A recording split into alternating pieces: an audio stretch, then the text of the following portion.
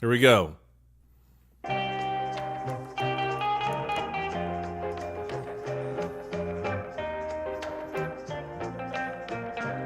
Legendary. Oh.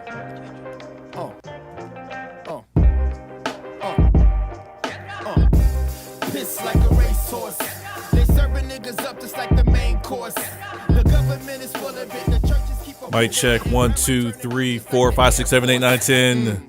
green like a golf course. Welcome to the Grip Podcast, episode 19 and a half. I'm saying 19 and a half because I skipped, I think, episode 13 or 14 just in my numbering sequence. So in order to get myself back on course, I believe this is 19 and a half. If I'm completely wrong about that, I'm sorry. I'm going to pull it up real quick and take a look and just make sure. And yeah, 19.5. So, thank you for listening. Thank you for tuning in. You can listen to the Grip Podcast on Spotify, iTunes, Google Play, Stitcher, YouTube.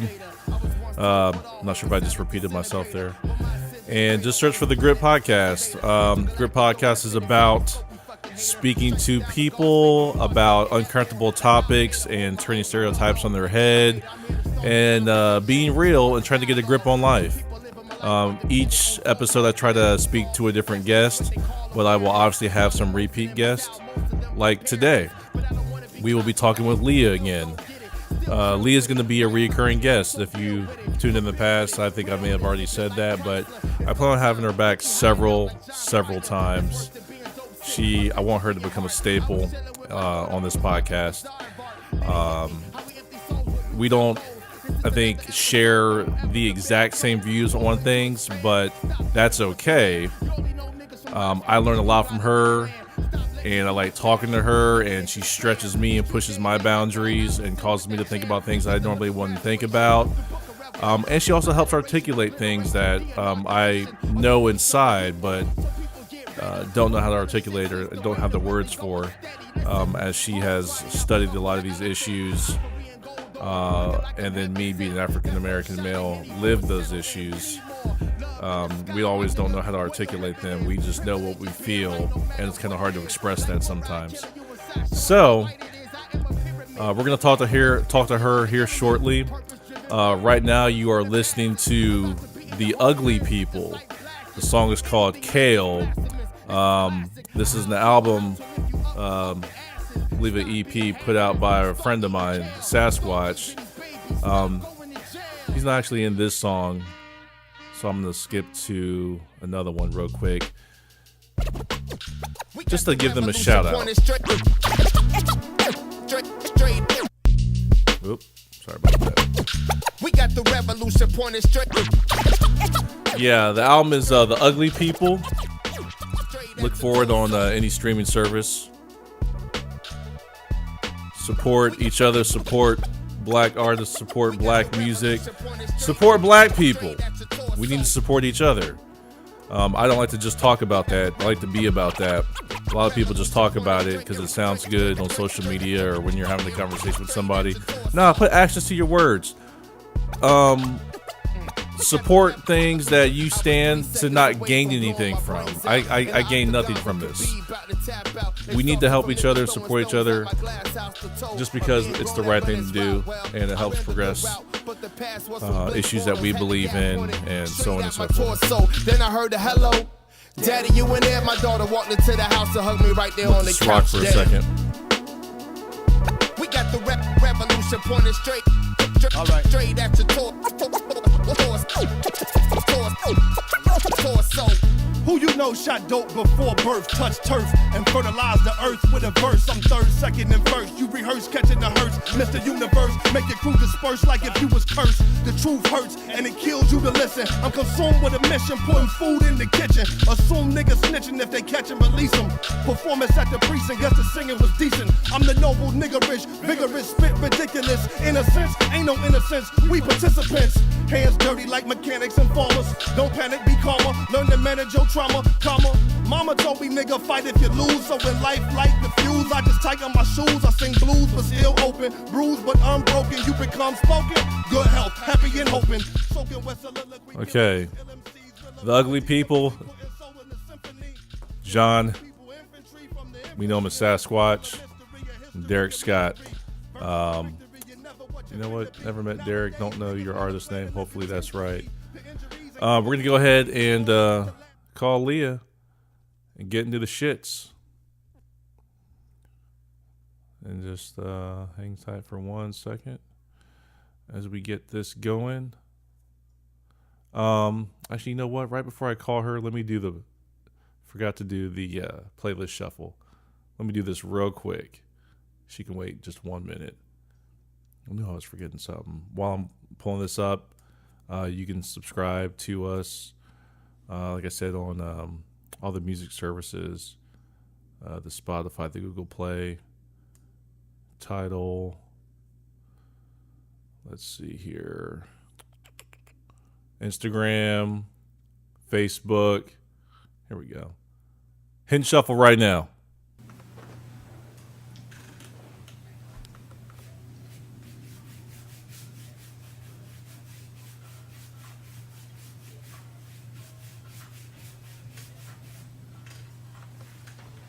Jermaine Dupri, Key Sweat, ROC, going home with me.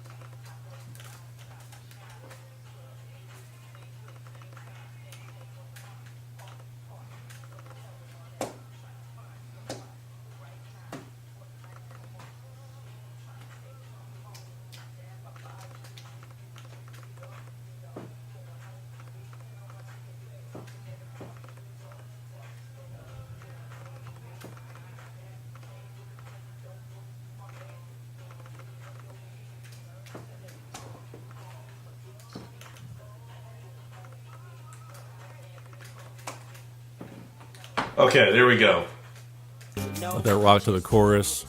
Hopefully this song, the ladies are consensual. I would think they're being consensual. And JD saying you're going home with me. Just want to make sure I'm sensitive to that and not gonna support any kind of rape culture. Obviously, so just want to make that clear real quick. Let's go ahead and call Leah.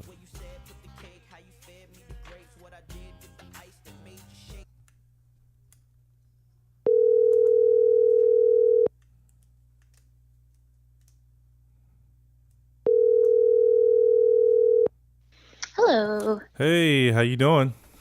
Good. How about you? I'm good. I want to say long time no talk. I know. Right? It's been a while. Couple weeks. Has it been a couple weeks? I think so. Or Okay. a month, maybe? I don't know. how Oh, long really? it's been. A month? I don't think it's been a month. Well, we Surely text, obviously, but I can't remember. I Right. think, was it the podcast the last time I spoke to you on the phone? not. I think so, yeah. Oh, okay. Sounds about right. Okay. Well, we're live on the podcast as usual. I call you while the mic is hot. So you are on the air. How you been? I guess before we kind of get anything, everything all right? Anything you're comfortable sharing on the podcast? I don't want to get too personal. Yeah, doing well. It's been busy. I'm kind of tired. Yeah. It's been a really busy week, Long but week. yeah, but I have the weekend now to kind of chill and, do laundry. Yeah. All the exciting things in life. Adulting. Do the dishes. Yeah. Yeah, I mean, that's when we do our laundries on the Saturday and Sunday. Right? Don't have a lot of time during the week to do all that stuff. Yeah, the week is kind of like, okay, survive the work week, and then weekend we can catch up on all that stuff. So Right. yeah, so that's what's going on over here. How about you guys? Not Y'all doing much. Same old. I put out that poster you saw for Be Honest. Yeah, and so that is it turned out better than I thought it was going to be. I didn't really know what it was going to look like. I did a photo shoot with the two actors and then just started messing with the images and came out with that, and it seems to be all right. People seem to like it. I like it. I wondered if you did it or. Oh yeah, I did it. Yeah, You're like, oh yeah, of course I did. yeah, it was me. It was me. It was all me. Yeah, I'm I just liked that it. It was talented. good. My talents cannot be contained. Yeah. So I think we're gonna shoot that in April, and then I probably won't have it edited until, I don't know, June, July. We'll see. And Okay. we're definitely gonna have you credited in there for the work you did. Well, thanks. You know, and hopefully it turns out well. I feel like the pressure's on me now, by the way, because like we worked on it, we wrote it.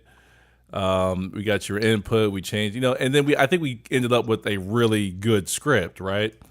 I think so. I was like, wow, that's like kind of like really good.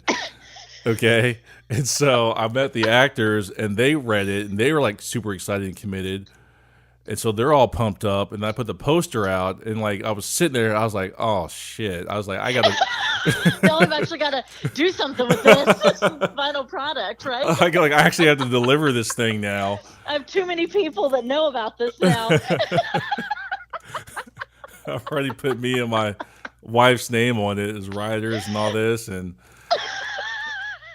like the actor, Theo was saying to me, he's like, okay, like how do you want to shoot it, and what kind of ideas do you have with the angles and this and all that, and like how you want to capture this mood and what are the beats, and I was like, oh man, You're like, wait, what?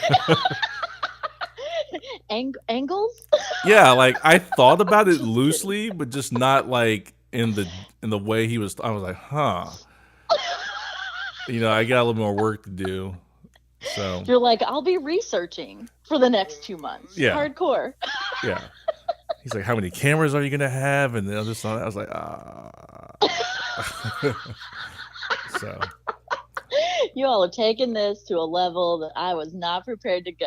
yeah, but I think it'll be fine. People keep doing that to you, man. Yeah, exactly. That's right. what I did to you, right? You're like, wait, hold up. But no, like all jokes aside, like I think that's how people grow. You know, Yeah. just being uncomfortable and uncomfortable situations and reaching and trying to expand. And That's true. I think That's you very grow up true. being comfortable. Very true. So that's that. I see a lot of your posts on Facebook, and that I like your post. I warned you there'd be a lot of them. Yeah. I wasn't lying, was I? No. Have there been certain ones that have caught your eye, or? I mean, yeah. Nothing that I wouldn't expect from you. I'm like, yeah. That's how. After speaking with you and talking with you. Yeah. It's interesting though. I like to see, because me and you talk specifically a lot about racism and we kind of stay around that topic. Right. And so it's kind of interesting to see you post about other things like this one here. I guess it's kind of all kind of tied in a little bit, but you're talking about like deported parents may lose kids to adoptions, and I think you reposted. Did you? It was that. What is her name? Oh, Alexandria. Yeah. Yeah. She's something, isn't she? I think she's freaking amazing. She's awesome. I want to get a shirt with her face on it. Some of my guy friends are like, OMG, I have such a big crush on her. And I'm like, well, join the line. There's probably thousands of you. Yeah, I'm like, man. It's kind of cute though. I think she's gonna run for president someday. I hope so. She's young too. She's like 30 or something. Yeah, she's probably not even eligible to run. I think you gotta be 35. But yeah, give her a few more years. I'm not even saying she couldn't run now, but I know a few more years and she's gonna. She's already a firecracker. So. Oh yeah, this is her first year, right? Yeah. Yeah, she's like her just getting first, started. second month, I think. Her first month. She's brand new. Yeah. So, yeah. So you saw the video where she was like breaking down government. It was hilarious. Basically, like government corruption And it's like, yeah, it was just brilliant. Yeah, she's like, I'm gonna be a bad guy, and we're gonna see what I can get away with, you know? Right. Pretend I'm a bad guy. And then and it was so hilarious too, because she's like, let's play a lightning round. I was like, I don't feel like that's usually terminology people use in those settings. Like, let's play a lightning round? Like, a lightning round of what? Yeah, like, I don't know. I thought it was funny the way she got, approached that too. You got her in there, and then you got like all these like old white guys, and they're like, what the hell is going on right now? And she's literally just asking them like a yes or no question, like, so-and-so, is that correct? And right. Like, yes. Like, they don't want to answer, but they have to. She's like addressing them personally. So yeah, that was a pretty brilliant thing. But yeah, I mean, I definitely, even though we talk most about racism, I mean, there's lots of other topics that I'm super interested in, maybe just not quite as informed at this point, about immigration and sexism and adoption, because there's a lot of overlap between the experiences of transracially adopted kids and mixed race folks. And so I'm invested, and I have a lot of friends who've transracially adopted, so I have a lot of opinions in that area. So lots of areas I'm interested in. Yeah. And from living overseas, there's a lot of things that came up there that I'm interested in too. So yeah, so I take note of the things that you post, and I write them down. And I'm like, okay, potential topics for other conversations we might have. Yeah. Just kind of, so I would say it's nice seeing the other things that you're interested in. Yeah. I'm actually writing some down right now. Adoption. So yeah, there was something I wanted to ask you before we jump into it. It was just a thought I just had the other day, where like you saw that Cory Booker's running for president. I did, yes. Okay, so like you see Cory Booker running for president, and you see Kamala Harris, and you see there's this lady I just saw this morning. I think she's like Oprah Winfrey's spiritual counselor or something. Okay. Her name is Marianne Williamson, and she says there's a headline here: Democratic presidential candidate calls for $100 billion in slavery reparations. And so she's saying that, and you hear Cory Booker. I don't know if you've heard anything he said, but he's like, super black this, super black that, black, black, black, black, black. Kamala Harris is like at Howard and doing her thing, and black this, black. What's happening? What's happening? What's happening? Because like Barack Obama, me and my wife kind of talked about this briefly. Like Barack Obama, I think this is all possible because of Barack Obama, and you can give me your opinion. This is just obviously just my opinion. It seems like Barack Obama laid the groundwork for all this. Like Barack Obama, he seemed to me to toe that line very well, where he didn't ever propose himself as the black candidate. Right. He put himself up as the America's candidate. Right. I'm everybody's president, but we all know he's got brown skin. So I get that he didn't have to say it because he was it. Right. And there was a lot of backlash, obviously, because of that. But I've heard people give him like shit because he didn't speak out more about black issues. Sure. And I get that, but I also get the position he was in and things he had to do to hold that office, and I don't know what his belief system was and how he thought about that, other than what I heard him say. And I thought he said a lot of things in like powerful speeches, like this. I don't remember the speech he had about Jeremiah Wright, when he was saying "goddamn America" and "goddamn like white people" or something. And then Barack Obama came back with that speech about how he can't disown him any more than he can disown his racist mother or grandmother. I think it was, who was scared of black people. And he had this like amazing speech that came from that incident that I thought was amazing. And he talked about a lot of issues that I've never heard talked about on the political stage. And so I guess I was saying all that to say, I think Barack Obama laid the groundwork for all these people to come out and be like super proud to be black. and it's interesting to watch some of that unfold. That's kind of my take on it. Yeah, so I'll just be completely honest. I haven't gotten a chance really. I mean, I heard that Booker announced that he was going to run. I knew about Kamala Harris, but I haven't gotten a chance to really research or read anything because it's been such a crazy week. And I don't know a ton, honestly, about their political past either. You know, like, do these things that they're saying now line up with the way they've always been and the way they've always voted? And you know what I'm saying? Right. Because that's something I always look at with political candidates, you know, because you want to know that what they're saying now isn't just taking advantage of a moment, or, you know, you want to know that, like, they've been consistent. So what's the moment? In the stances.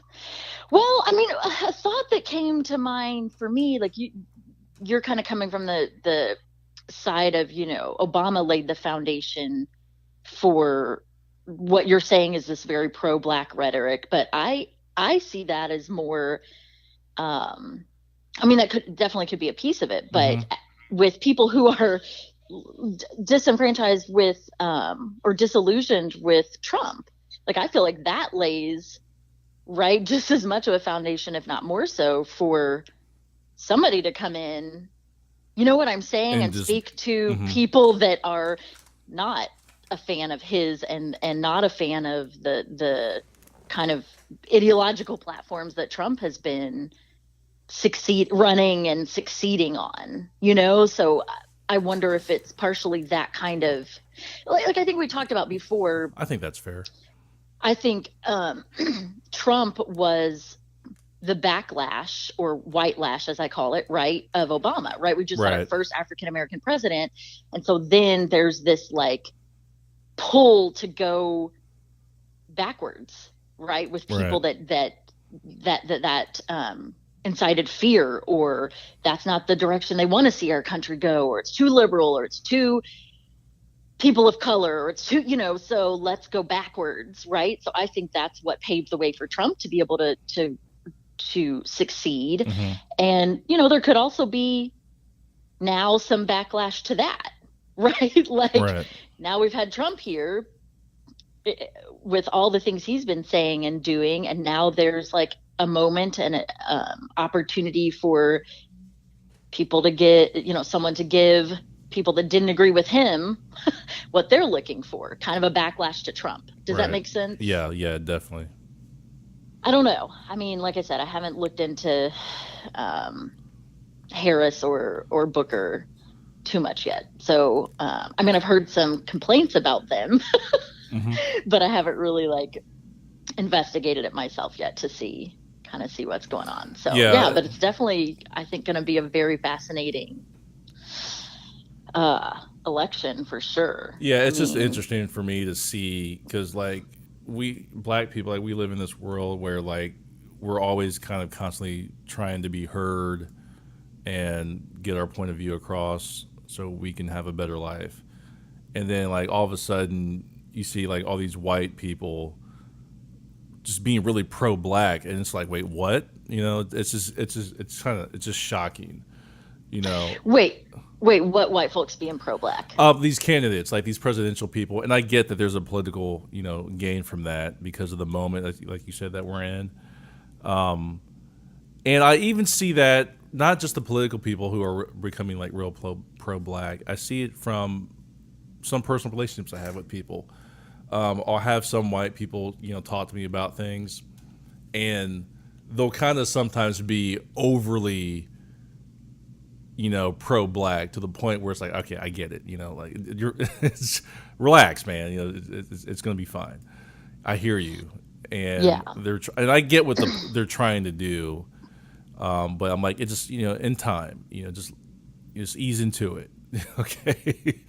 Like, it's like sometimes it's too much.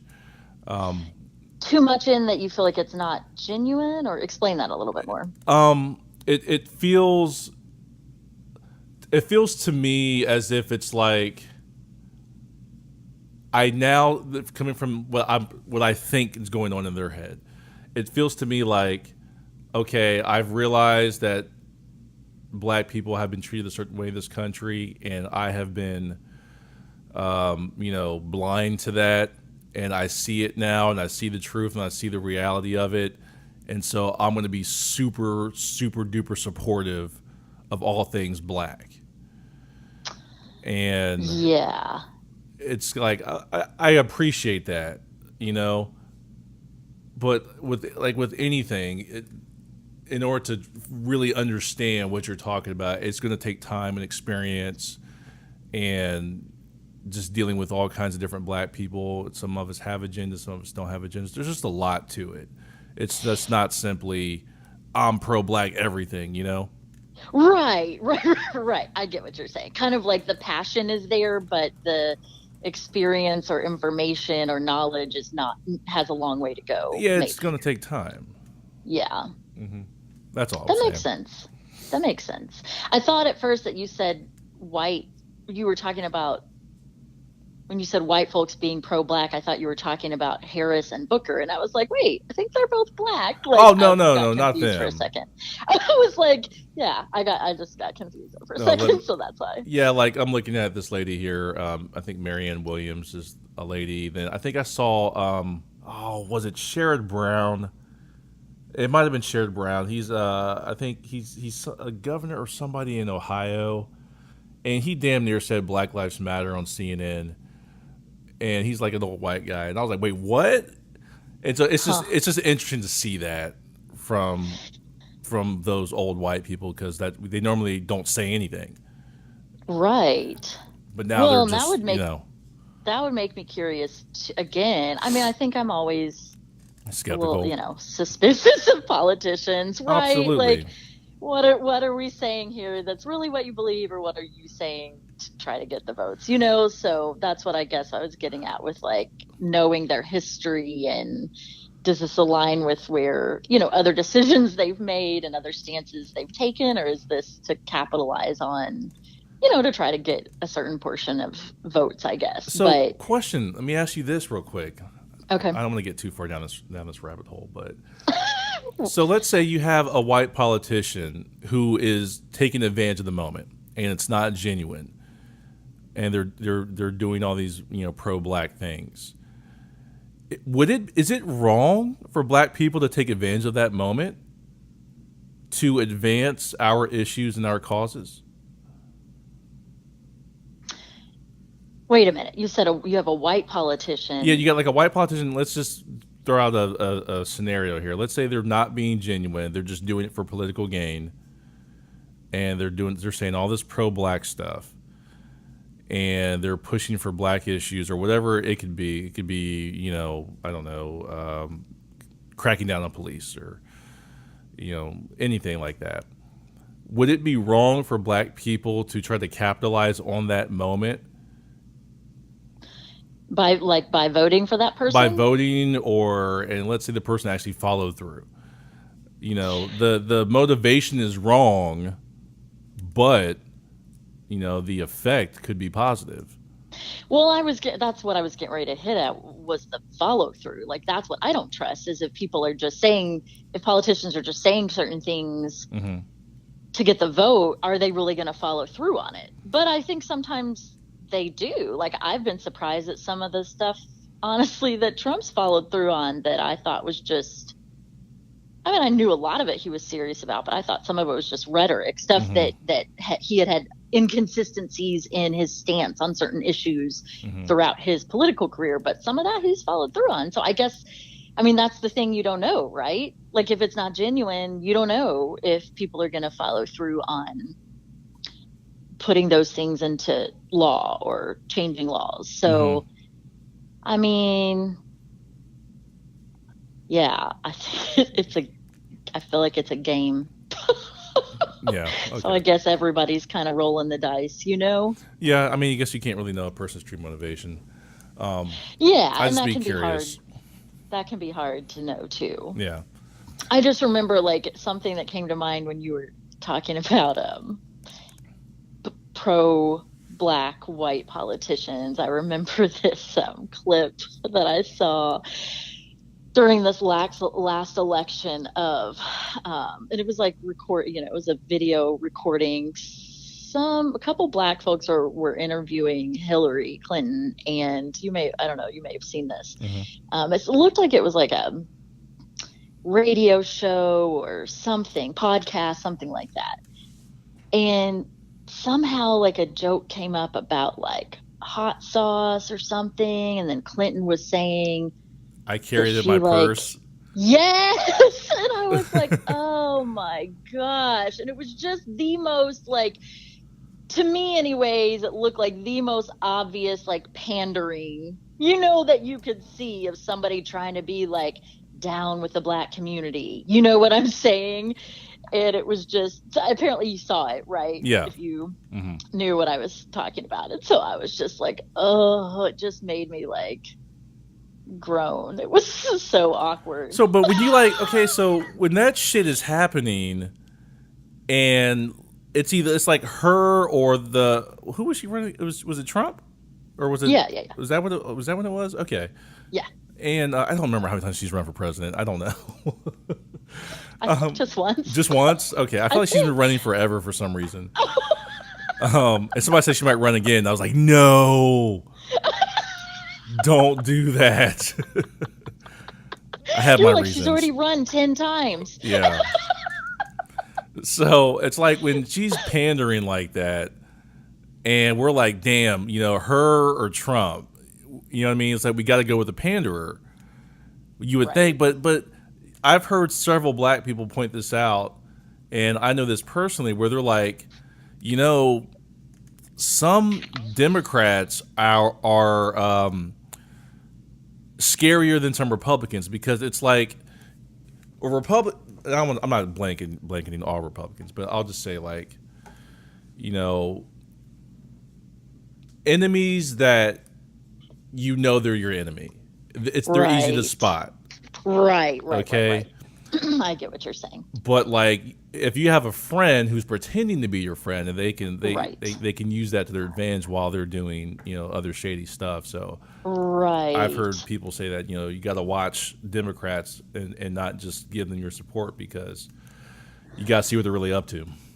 Right. I think that's true of anybody, any party, right? You don't know. You got to look. You got to see. I mean, that's the same thing I was saying about Booker and Harris. Like, just because they're black or they're this or they're that or they're saying certain rhetoric, I think people, you got to look at people's past. You got to look at their patterns. You got to look at what their behavior has consistently been. Not that people can't change their behavior, but, that consistency, I think, is really important. So, okay, so let me get off politics.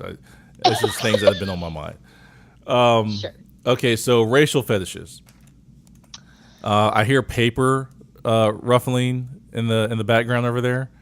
It's not paper. It's actually my apartment has these old radiators, and when they turn on, they look. Sorry, I thought I heard this.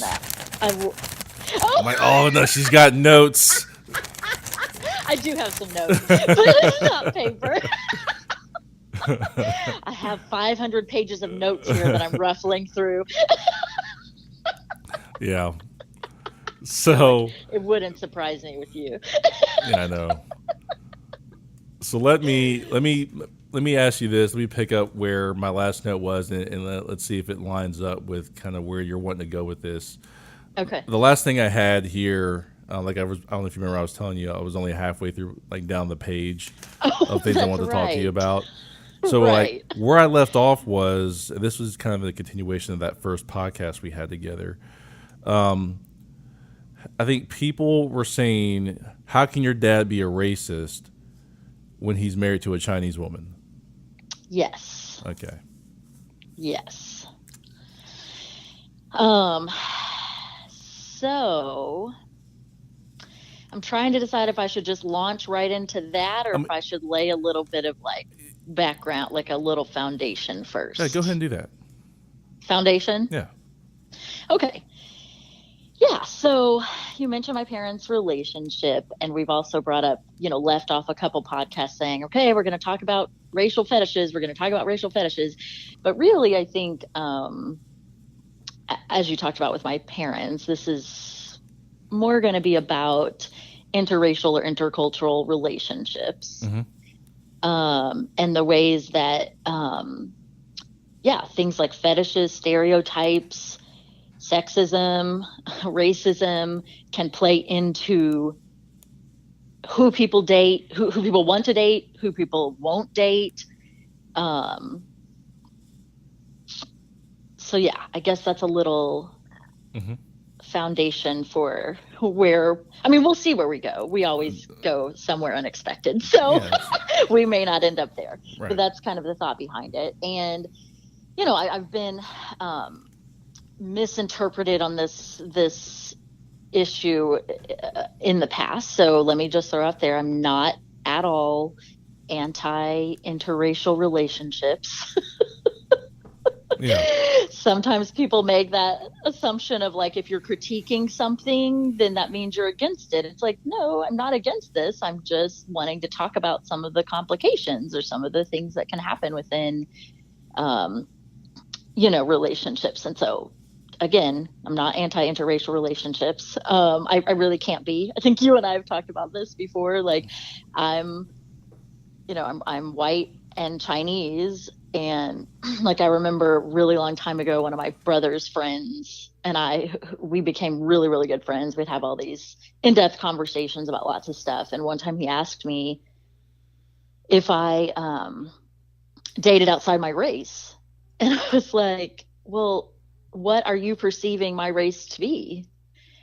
Because like, if you're asking me, do I only date white Chinese folks, then the answer to that is no. Right. I don't like that population is like, so basically I won't date anyone in my whole life. Like, that population is a pretty tiny population. It's an odd question. Right. So like, yes, I date interracially. Like, as a mixed race person, I almost don't, you know what I'm saying? Have a choice if I want to date. And so, but beyond just the personal,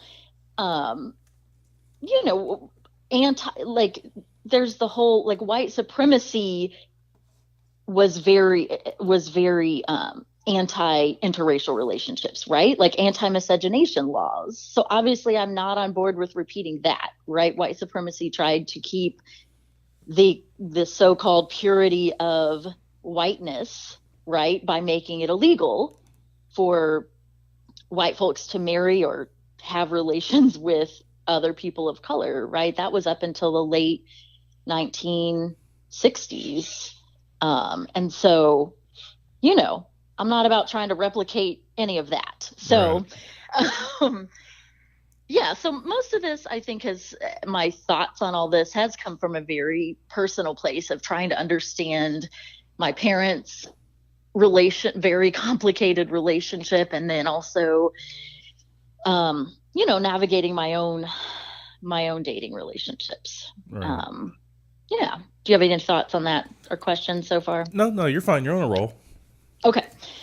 So people ask, like you mentioned, how could your dad marry your mom? Because I've openly referred to my dad as a white supremacist for some years now. And so people are I get this question all the time. People are just shocked. Like, wait, what? Your mom's Chinese and your dad's racist. So why in the world would he have married her? And kind of my quick answer has come to be, in the same way a man who's sexist can marry a woman. Oh.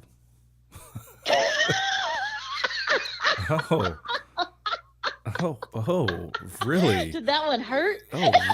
Oh, really? You feel like I just stabbed you. I just stabbed you through the phone. That's interesting. I've never heard it put that way.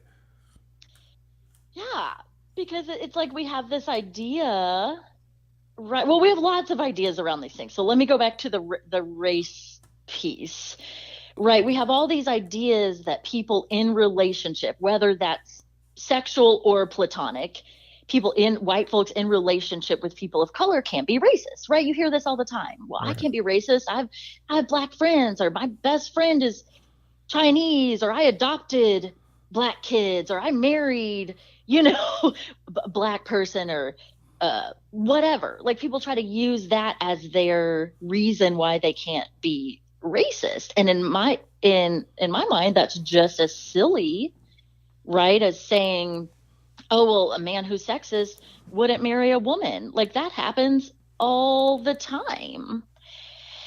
And I think part of that, I was reading an article the other day about racial fetishes, and it was talking about how white supremacy is already about the fetishization of power and domination. Wait, like whites. Wait, hold on. Say that one more time. White supremacy is about the fetishization of power and domination. Right? So basically, white supremacy, racism is already at its core obsessed with power, domination of the other, power and domination of the other. Are you tracking? Yeah, I'm just writing this down. Okay. Go ahead. I'm sorry. No, you're fine. You're fine. And so I think you also, I mean, the same could be said of patriarchy and sexism, right? It's about power and domination, about holding the power as males, as men, and keeping that from women. So I think all of these, whether it's racism or sexism, it's already all about power and domination over a certain other. And so what would prevent that from extending into intimate relationships? Nothing. Nothing would prevent that. Mm-mm. Right? It's not just those core principles that racism and sexism are operating on aren't just going to change, right? Like, I operate on that in all these other areas of life, but then when it comes to my intimate relationships, all of a sudden, yeah, why would it stop there? Power and domination are no longer a factor. No, I guess that's not how it works. And so, I'll get back to my parents' relationship in a second, but just to give a kind of classic example of that, right? We mentioned this before about,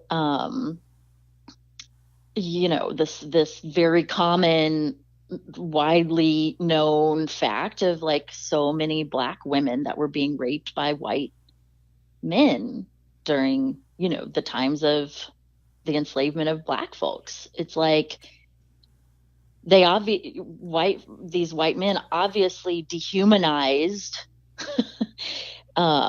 Black folks and saw them as inferior, or they wouldn't have been able to enslave them and abuse them in the way that they did. But that also extended into the sexual arena, I guess I can put it that way, mm-hmm. Right? That same power and domination. And so, anyways, okay, so back to I'm with you. Getting off on a bunny trail already, but kind of back to my parents' relationship. That's kind of become my kind of classic answer, mm-hmm.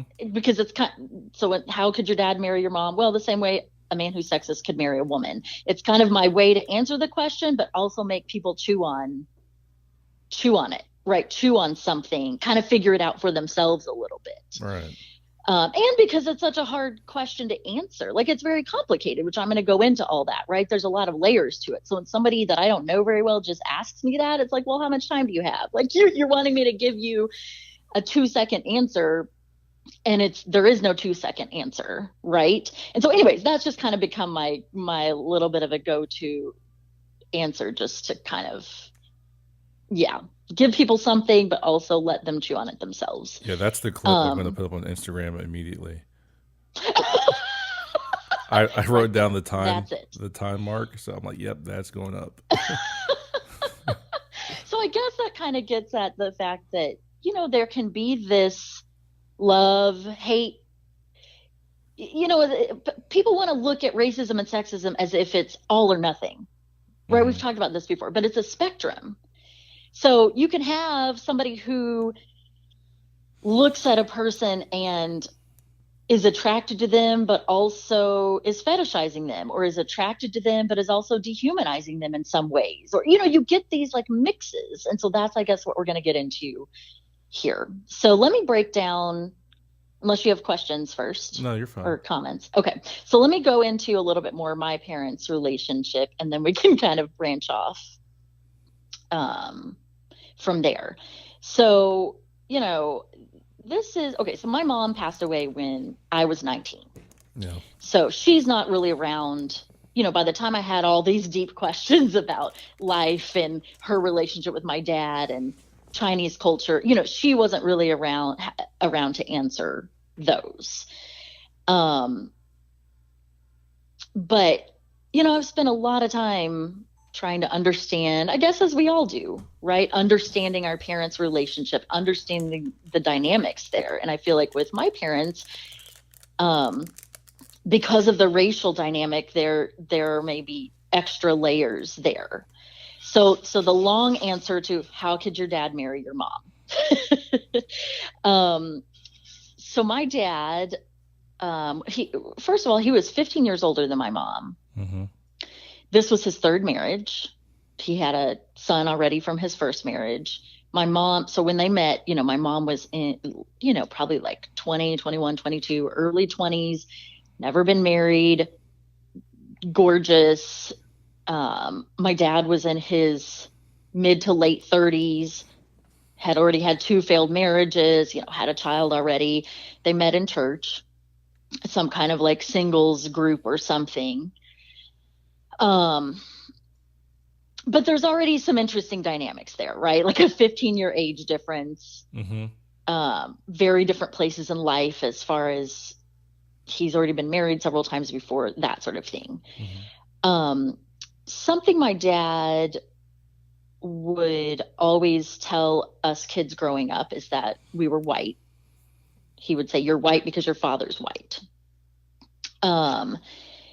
And I, over the years, came to understand, especially with how racist I came to understand that my father is. I started to understand that my dad had engaged in a lot of cognitive dissonance to be able to marry my mother. Right? So he'd jump through all these like mental hoops because he's racist and looked down on people of color. He had to kind of jump through these hoops in his mind to allow himself to marry a person of color. And so I think what that looked like for him was, one, the reason I mentioned him, telling us you're white because your father's white. He had convinced himself, I believe, that he could marry a Chinese woman but have white children. So that was one of his areas of cognitive dissonance, which I know doesn't make sense. No. But if you, right, at all, you're like, he's crazy, which I don't disagree with you at all. But there is this notion, like different cultures have different ways that they believe race is passed to the children, right? So some cultures are matrilineal. They believe the race is passed to the children from the mother. But because of patriarchy, a lot of cultures are patrilineal notions of racial descent. So cultures that believe the child gets their race from the father. And so I think that's what my dad either was taught or he got that from somewhere. I don't know where he got that from, but I think he bought into this notion of patrilineal racial descent, right? So whatever your father is, that's what you are. And I've encountered this in some places. Like I got into a long conversation in Tanzania and other places about this. There was he wasn't mixed race, but he was mixed ethnicity, right? So his father was from one tribal group and his mother was from another ethnic group. And he was like, I never thought about that. I'm from 2 different ethnic groups, but I've always been told I have to identify as my father's group. Right. So you see this in lots of different cultures around the world. So I think that's one of the elements that allowed my dad to convince himself, right, that he could marry a person of color and it could be okay. So what is that again? You said, what was the difference you were trying to make or point out between race and ethnicity? What was that? Yeah, so we wouldn't consider this young man in Tanzania, we wouldn't consider that he was multiracial, right? Because race typically refers to physical features, whereas both of his parents were black. Okay. But as far as his ethnicity, like his specific cultures, I don't remember what two ethnic groups that he was, but his parents were from two different and distinct ethnic groups in Tanzania. So ethnicity meaning more the cultural group that they're from. Does that make sense? Yes, it does. And I've never heard the two broken up. Interesting. Yeah. Yeah. So, okay. So my dad was very insistent on this patrilineal racial descent, right? So, okay, so I can marry this Chinese woman, but at least I'll have white children because they'll be what their father is, and I'm white. Then I think the other thing, so after I went to school in Chicago for a couple of years, left that town of 500 where I was raised, went to school in Chicago for a couple of years and started to kind of develop my racial identity and my racial awareness. I started challenging a lot of these comments that my dad would make, right? Like, you are what your father is, or these different just comments that he would kind of offhandedly make. And so, and I also started to assert how I identified, right? So I identified as mixed race, as Chinese and white, as Asian American, these different terms. And so my dad and I started to get into a lot of arguments around age, like when I was about 19 or 20. I started to get into a lot of arguments about race because he didn't agree and didn't like the way I was identifying.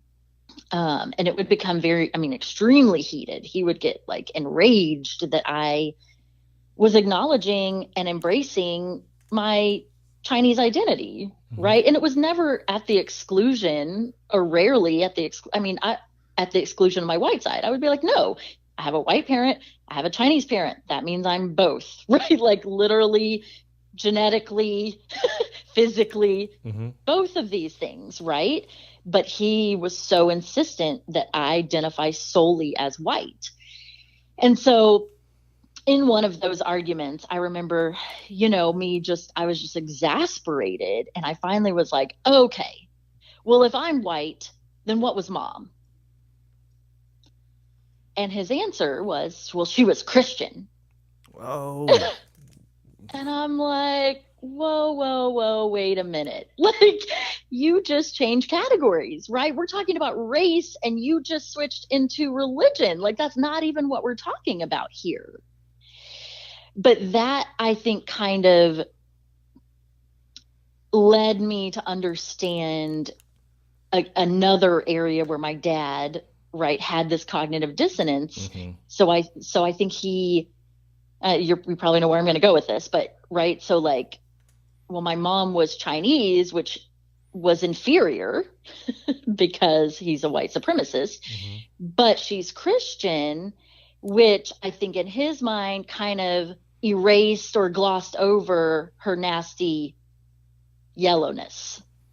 Yeah, right. Yeah. Like, and I was actually catching up with an old friend the other day, and he put that into words that I'd never thought of. He's like, that's a colonizer mindset, right? That's what the colonizers did to indigenous folks in the Americas or to African folks on the African continent, right? We're going to erase, like, you're native or you're black, and that's inferior and subpar and substandard. But if we give you Jesus, then that's going to make you, it's going to quote unquote save your soul and make you okay. Even though you're racially inferior, now you're, if we convert you, then somehow that's gonna, I can't even put it into words because it's like so dumb. But that colonizer mindset of we're gonna erase all the nastiness about you and your culture, your language, your beliefs, your quote unquote witchcraft, right? And give you Jesus, and then you'll be acceptable to us. Okay. Right. And so he was kind of applying that to my dad, that him saying, well, your mom was Christian, as a way to kind of cover over her race, was the same way colonizers approached people of color. Okay. You have a question. Okay. Do you think that's still, well, never mind. That's a rhetorical question. Would you say that's still happening today? Yeah. Okay. And I mean, I think that's, you mean the Christian, the Yes. Oh, absolutely. Right. I mean, that's a big piece of why I have so many issues with Christianity right now, and why I'm struggling a lot. Okay, so I don't know if you heard any of the podcast I did last week, where we I listened to it all. I told you I was going to. Thanks for the shout out. Oh yeah, I got you.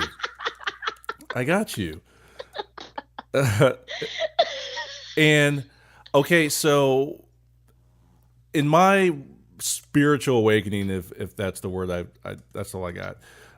Where I was exiting religion, exiting Christianity. To this day, I can't really articulate why I'm not at peace with. I'm like I can't. Like I believe in a God, if you will, but I can't get down with Christianity, and a lot of people treat me weird because of that. Or they'll look at me weird. Black people. Right. Okay. White people always look at me weird. Okay.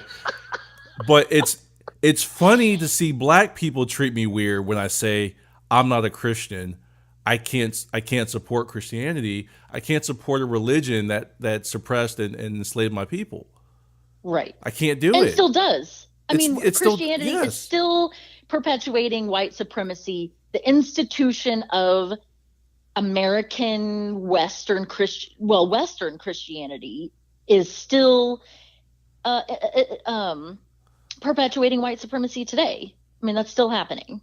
Yeah, it's just really weird for me to have black people defend Jesus and Christianity to me. I'm like, fam, what are you doing? Like, right. Like, what is happening right now? Yeah. And I think go ahead. I was just saying, I kind of get it, where I think in their head, it's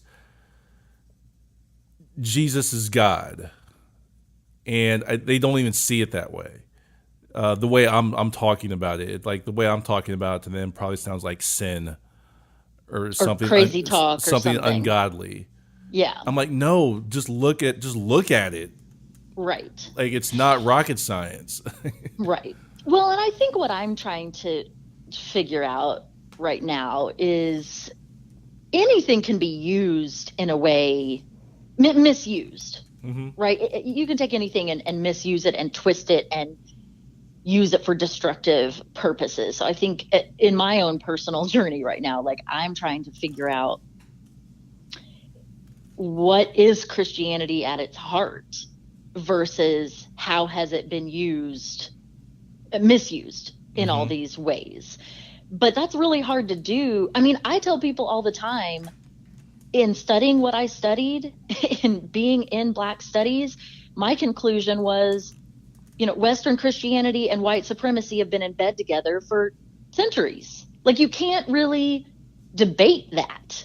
If you look at, I mean, that's pretty factual, right? Like, if you look at, the enslavement of Black folks in this country, if you look at colonization, if you look at how indigenous folks were treated in this country, African folks were treated by white Christians on the African continent. I mean, the justifications, Christianity was used to justify those things, quoting scriptures to enslave folks, like, slaves, obey your masters. And I mean, those are other things my dad used to say to me, right? Where he would bring up this whole thing about, well, black folks are in the situation they're in because they're descendants of Ham, like this curse of Ham thing. I've heard that.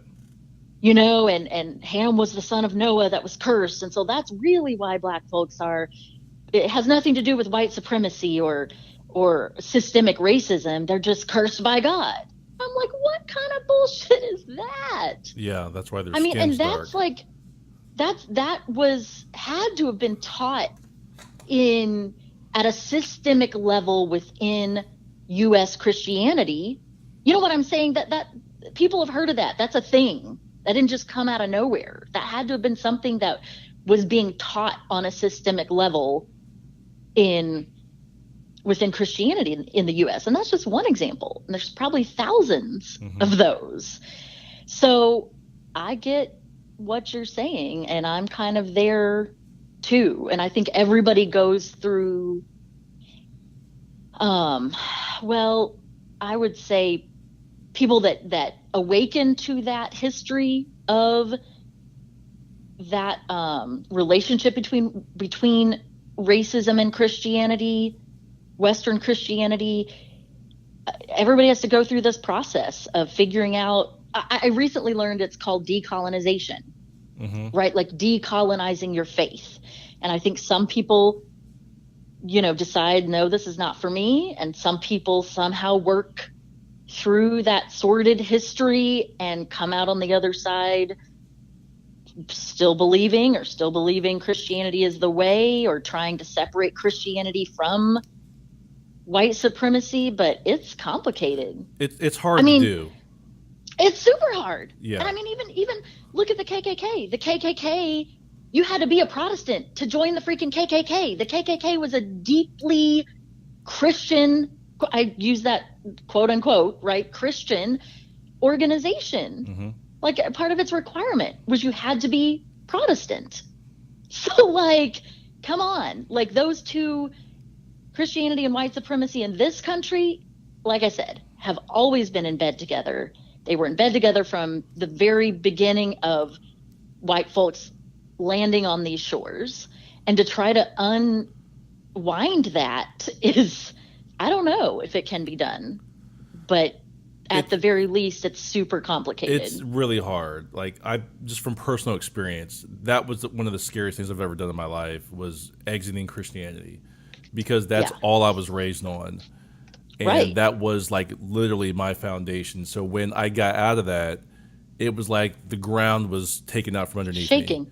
Yeah. And I'm like, oh my God, I have nothing to stand on, right? Like, I don't know anything. I don't know what's what. I don't know which way is up and which way is down. I feel you. And but that breaking of me, helped me evolve into who I am today. And I'm not here without that breaking. So that's man, that is wild. What's wild? I mean, just the whole history of it, and I don't get to talk to a lot of people about this. Yeah. Because, like I said, mostly everybody's like, you're nuts. Right. And like, this is what it is. And I've not always, but since my early 20s, late teens, I was always really uncomfortable with people presenting things to me that couldn't be questioned. Yeah. I'm like, I can't tell you what it is, but I'm like, this doesn't feel right. Like, why can't I question things? That's a cult-like mindset. Yeah. That's why it's uncomfortable. Cults. That's what cults are. This is the truth. Do not question it. Fall in line. Obey. Done. Right? Yeah, it doesn't feel right. Nope. Does not feel right in my soul. Like, it doesn't feel right. And I was constantly having this tug of war, with what was taught to me and what I felt. And I felt like it was wrong. And I was like, I don't know why. And everybody's like, no, you have to have faith. Believe in God. Right. Blind question faith. it and do this. And if you don't, you're going to hell. I'm like, does it feel right? Well, and even that, because I'm in this process right now. Yeah. You're a lot further along, sounds like, than I am, or you've But, I'm realizing how much of what I was taught being raised in Christianity was based on fear. So that can keep you tangled up, keep you from questioning things, right? Because there's this fear of like, well, what if I'm wrong? about this. Yeah. And then I'm going to like go to hell for forever. And so I've had to kind of like make myself not cave into the fear to be able to question what I need to question. Yeah. But I think there is so much like punishment or fear or like involved, just kind of wrapped up in the whole conversation of Christianity and religion, that it can make it hard, even personally, to be able to question it if those fears are too strong. Yeah. Does that make sense? It makes a complete sense. I promise you. Like, I went through this. Yeah. And if I could say this, I'll say as quickly as I can. And I kind of touched on it last week where I asked, I said, do you think God plays golf? And that's okay, that's a weird question, right? Right. Like, why would you say something like that? You think God plays golf? You think he plays video games? What do you think? I mean, what do you think he does? Yeah. And I'm like, based on Christian logic, or I'll say Christian logic, they speak of God in a very, just in a God way. Like, you're telling me the creator, I think I said this last week. You're telling me the creator of everything, based on what you say, the creator of everything, that includes moods, that's feelings, molecule, just everything.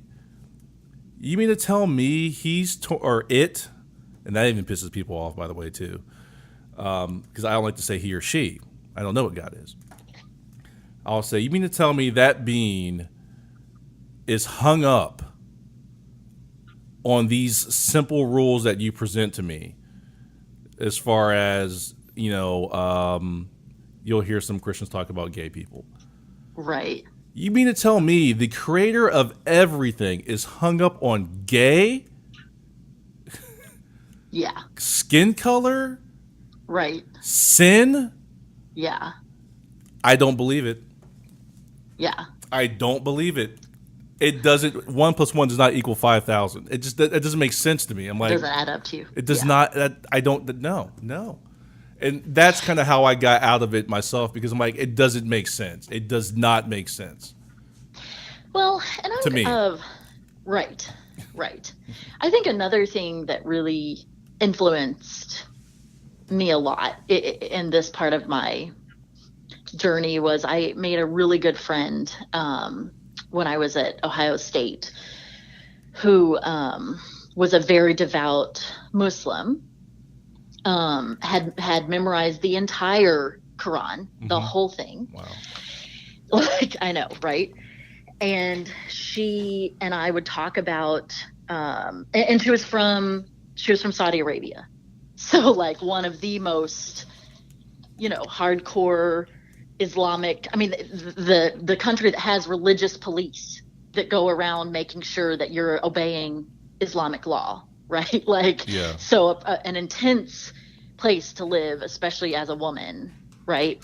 And so she and I had a ton of conversations about faith and religion, and but to make the story short, one thing that she was always talking about was what was like true Islamic belief, because like I mentioned, she'd memorized the Quran, so she had a pretty good understanding. She'd studied it, had a pretty good understanding of what was in that book, and versus what was used by the state, how Islam was used by the state as a form of social control or control of women. So kind of like separating those two. And she would get into arguments with people all the time who would say, well, Allah says blah, blah, blah, or the Quran says blah, blah, blah. And she'd be like, nope, that's not actually what that means. It really means this. But the way that person is quoting it is how the country uses, like the leaders in that country use that to control the people. Mm-hmm. And so I've tried to think about that in terms of like Christianity in this country. And like I said, I haven't come to any conclusions. It's super complicated, but that's what I'm trying to do right now, is what elements of what I've been taught are really Christianity, and then what are the elements that have been used as a form of controlling people or suppressing women, or but it's hard. Yeah, it's really hard to like separate it. So, and like you said, it's scary. It is scary. You know, it is scary. Because you said, like, what if I'm wrong? You know, what's that right? mean? But I'm a firm believer in that. If something can't hold up to questioning, it wasn't that solid to begin with. True so that. I just have to keep telling myself, right? Yeah. If this thing is really solid and really true, then it can withstand all of my questions and my interrogation, and it should.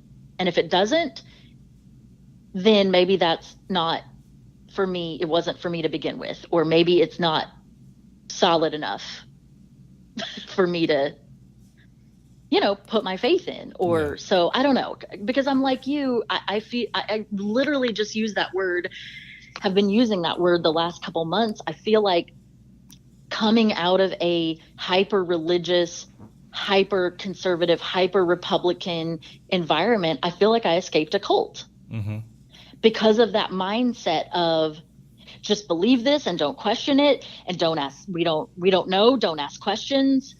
No one ever said that to me, but that's the approach. When you do start to ask questions, or you do start to say, well, hey, this doesn't make sense to me. How come the Bible here talks about, you know, it looks like it's justifying slavery, or looks like it's, you know, justifying this or that or the other. Well, we don't want to pay attention to the Old Testament. We're just going to focus on the New Testament. You get that a lot too. No. You get that a lot too. No, Yeah. that's not good enough for me. Like, I want to understand this. I want to know if this is something I'm going to build my whole life around, that I want to be able to understand this. And I'm not a theologian. Like, I think if I really want to know, I've got to go to seminary or go, you know, but so it's hard. I'm not a theologian. I'm not someone who studied the ancient cultures in which the Bible was situated, you know, ancient Jewish culture, or I'm not an expert on those things. And so trying to kind of work through all that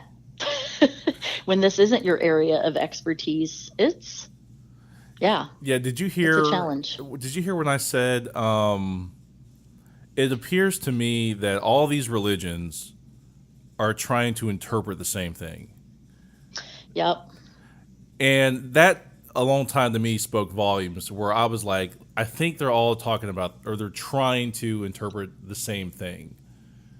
And I mean, when I saw that, I was like, that's kind of what helps me believe there is a God, or a higher being, or a creator, if you will.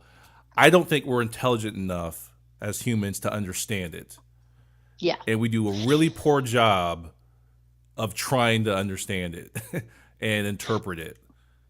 I can definitely see where you're coming from. That's what I think. Because pretty much every culture and people group has a creation story, right? It may not be the same as the one that the Bible has, but there is a creation story. Like, my friend that I was talking about earlier, the Muslim friend, like, she would, anytime I quoted a verse or from the Bible, or she quoted something from the Quran, we would be like, oh yeah, we have almost the exact same thing. And, you know, if she was quoting from the Quran, I would say, oh yeah, we have almost that exact same. We got one of those too. And vice versa. Right? There are a lot of similarities in the text. We have a lot of the same, I mean, especially among like Islam, Judaism, and Christianity, right? Tons of overlap. Yeah. And so, you know, I think that's a question too. And, you know, I tell people, some of my friends that I can't believe I'm sharing all this on a podcast. I'm probably going to get super judged, but whatever. I guess I'm over that. People judge me already, so why not? Yeah.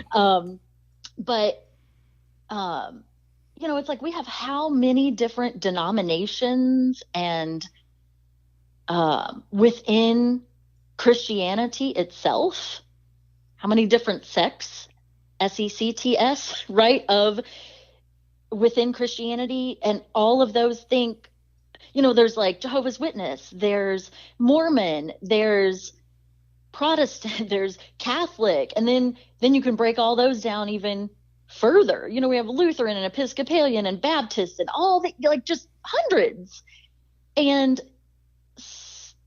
like each one of those groups, I wouldn't say there's no common, like no one who agrees, right? But you know, like Jehovah's Witness, it's like, oh, we think X number of, I think it's 144,000 or whatever it is, of people are going to heaven, and those are all going to be Jehovah's Witness. I remember talking to a friend in high school about this, and she's like, yeah, so we take this one scripture in Revelation that talks about 144,000 people, blah, blah, blah, you know, or going to heaven or something, and that's like what we believe. But she's like, but there's more Jehovah's Witness than that. So I'm like, okay, so what now? Like, what? So now you're just gonna add on something else that's irrational to try to make this make sense? You know what I'm saying? Like, that's what I'm not into. Like, I don't want to, and I'm not trying to bash on them. I think there are things in Christianity that are like Protestant Christianity that are like that too. But it's like, if we have all these different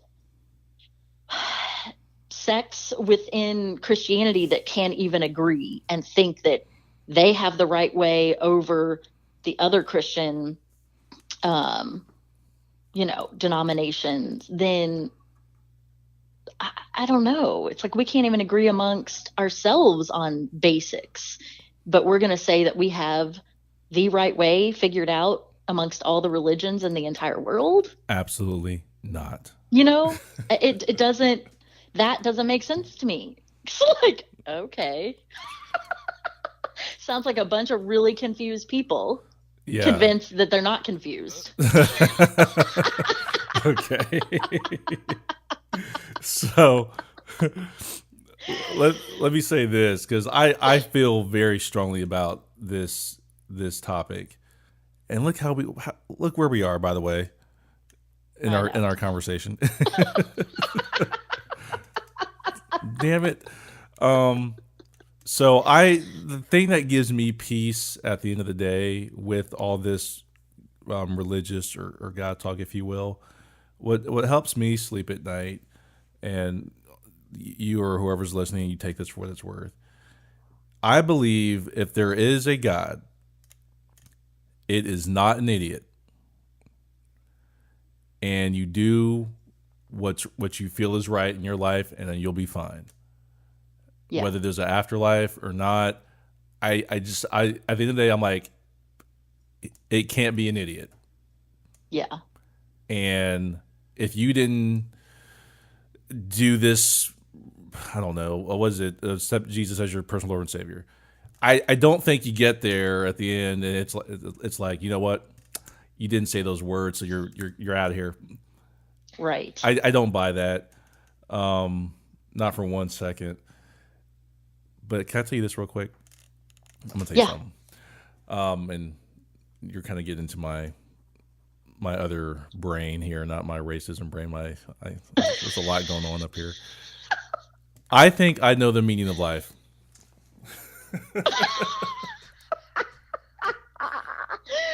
For $149.99, I'll send you the video. Checks payable to Matthew or Venmo me at. I think I do. I think I've personally figured out the purpose and the meaning of life, and it's probably gonna be anticlimactic. It's really simple. And I can tell you how I got here, which is not long. Okay. This is very simple. I think life is simple. People make it complicated. I think the meaning of life is to simply be creative. Because that's all anybody and everybody is doing, is being creative. You're being creative with your thoughts, with things you make, your conversation. Everything that is happening at this moment is somebody being creative.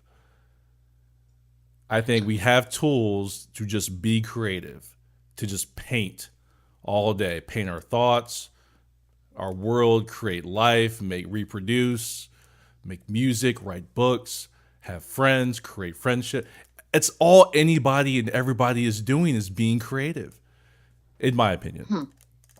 But you're a creative person. I am a creative person, so I do view the world through my lens. I'll give that disclaimer. Because I'm sitting here thinking, what about people who are creative in harming other people? Okay, so that's the thing. I think that applies. How? I don't think that's. I don't think, and obviously my thinking is flawed. Okay, because I am a human. So nobody, don't hold my feet to the fire. Okay, you know. Okay, That's what I'm here for. Okay. Because, like I said, I do not think we are intelligent enough to understand God, if you will.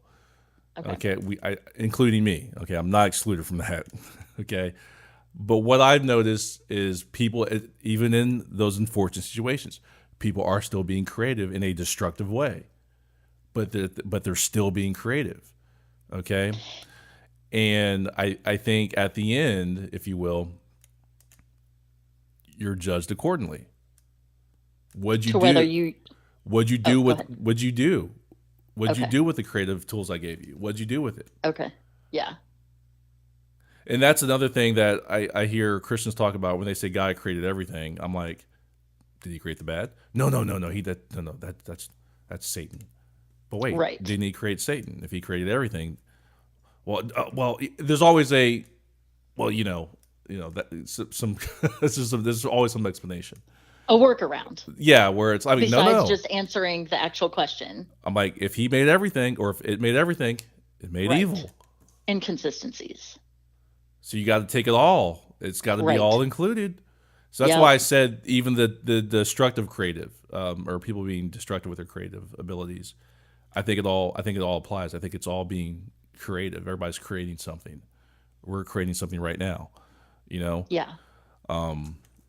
So I just think at the end you're judged accordingly. What'd you do with the creative tools that we gave you, or it gave you, or however you define God? Yeah, that's where I'm at. That's my rabbit hole.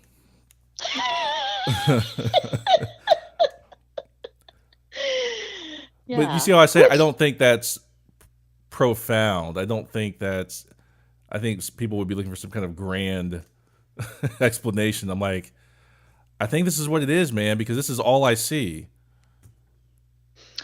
It kind of reminds me of a spin-off or a deeper version of, and maybe this isn't what you meant at all, but, I hear people say a lot that, the purpose of life is like being a good person kind of thing, or, which your analysis is not that basic, right? You're talking about creativity and creating things. But I think the element that you added about how you used that creativity, whether it was for good or not so good purposes, kind of reminds me of that whole, I don't know, just your impact on the people around you. Yeah. So. Yeah. Yeah. That's my mic drop. I think I figured out the meaning of life. Congratulations.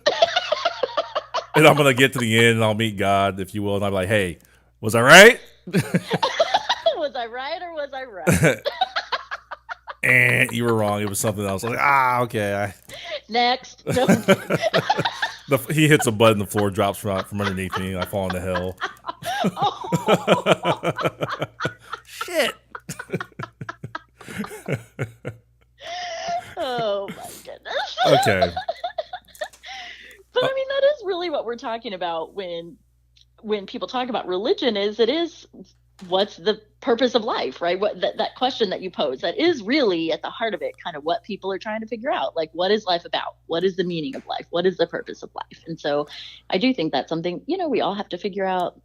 We're given brains, we're given minds, that's something we all have to figure out what we think that is. So yeah, you're trying to create that meaning. You're trying to create that purpose. You're trying to create what you want life to mean. Right. You're creating. Did you hear me? Do you hear that word that I'm using over and over again? Did you catch that? You're trying to create meaning. Purpose. Yeah, man. I think I got it. I got it. Sold. But in that, I do think there is right and wrong, if you will. And then you're, like I said, you're judged accordingly with that.